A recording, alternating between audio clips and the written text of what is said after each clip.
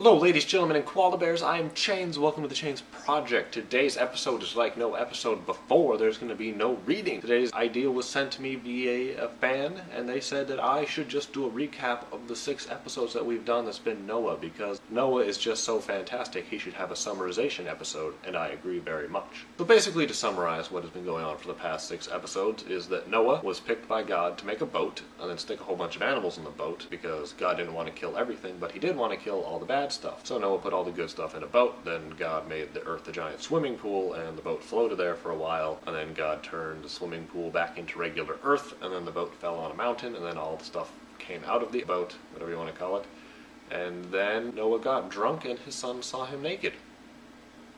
That's pretty much what happened. And now to go into a little bit deeper of an explanation, I've picked 5 topics which I think are interesting and important to the story, and I'm going to tell you all about them. Now the first thing I like to bring up is the number 3, because it's a cool number and I like it, and also because it's considered to be a holy number due to this whole progression and a lot more further into the Bible. In this story, Noah has 3 kids and they have 3 wives, and the ark was 300 cubits long and 30 cubits tall, and it had 3 decks, and there's just multiples of 3 being used all the time throughout the Bible, and we're going to see it further in the future. Retcon. And this leads people to believe that it is a holy number, when in fact it's just another number. I mean, you can't attach a holiness or an evilness to a number, the whole 666 thing, which is a little bit ridiculous.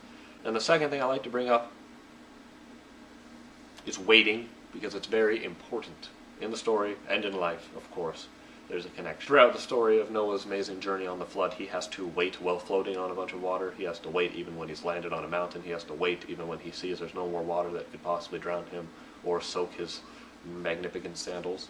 He waits on an ark full of smelly animals. I imagine they also didn't have showers back then, or air conditioning for that matter, so I imagine it smelled terrible and it was musty, and I would have left the ark, but Noah waited, which was the right thing to do because God said so. So because Noah waited, he was rewarded even more. So the story is telling you that you need to wait for things to happen. Don't be rash and silly and just run out of the ark. Maybe the water was poisonous. Who knows? We don't know, because Noah wasn't dumb and he stayed in the ark until he was told to get out. Being patient is extremely important. And if you don't know that, you've already clicked this video off, so it doesn't matter. Now the third thing, which I probably should have made the first thing, because 3, whatnot, who cares, is the whole God's never going to flood the earth again thing. Now this serves as just being silly, because people use this to justify that global warming or climate change or whatever you want to call it does not exist anymore and that it will never happen. And I think it's extremely ridiculous when politicians are in a big debate room and they're quoting scientific studies, and then one brings out the Bible and quotes Genesis and goes, oh, well, there's going to be no more flood, therefore, no, stop it. It's making my head hurt, and things just, I want to like hit myself in the face a few times just because it's ridiculous.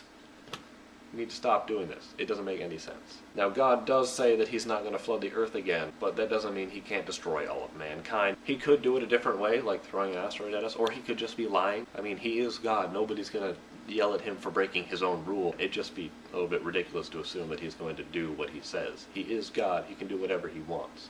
Absolute power corrupts absolutely, maybe not affecting God depending on some people's definition of it, but I still think it's completely possible. And now another thing that comes out of the whole flood never going to happen again is the rainbow. One hell of a cool thing. I like rainbows. I hope you do too. And that it's not just a rainbow for us, it's a rainbow for God also. It's not just a reminder for us, it's also a reminder for God. That's how that works. It's reminding us, oh, he's never going to flood the earth again, and that we have a covenant with him, or at least for Jewish people. Other people will disagree, of course. It's understandable. But it's also that whenever God sees the rainbow, he goes, oh yeah, that's right.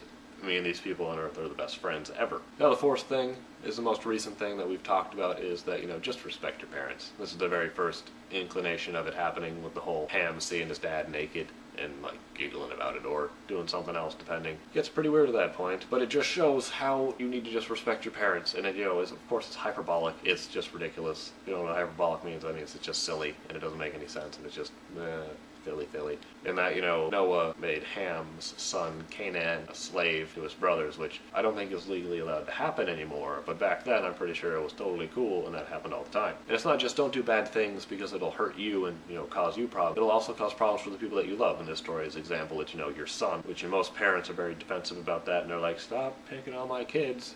Pick me first. That's normally how it goes, unless your parents are mean and hate you, which, In that case, you just ignore what I'm saying. So overall, just respect your mom and dad. Be nice to them. Don't give them too much lip. I give mine a lot just for fun, but I probably shouldn't. And the fifth and final thing that I would like to bring up is just capital punishment. The very first rule that God has outlined, other than the one that he gave Adam and Eve of not to eat from the tree, and we all know what happened when they did that. So, capital punishment, you kill a guy, you're going to get killed. Pretty much what it is. No real gray area there. You know, it doesn't say if you accidentally kill a guy, well, maybe we'll just, you know, not look at you for a while. So this is used all the time by people to either justify or not justify capital punishment based on the credibility of the book that it comes from, which is, you know, the Bible. The same credibility it has in a climate change, global warming discussion. It just doesn't have any. It's like writing on a napkin that says, you are the king of the universe, and then getting mad at people who don't do what you say. So do I believe this story was real?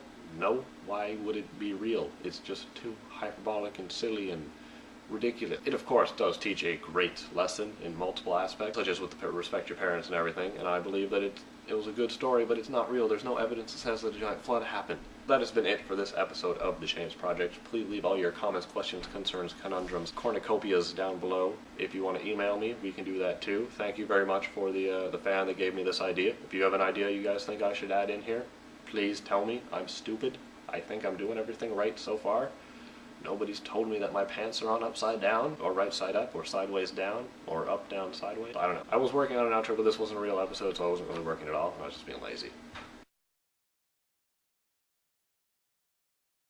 Was that a new logo? Oh, that's so cool. It's got some weird glowing things and some blue, and it says The Chains. Wow, that's awesome. Thank you very much for the person who sent that in. Great artistical skill.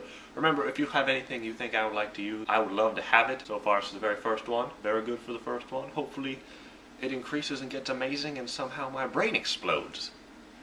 That would be bad. Don't make my brain explode, please. I need it in my head for stuff, like thinking.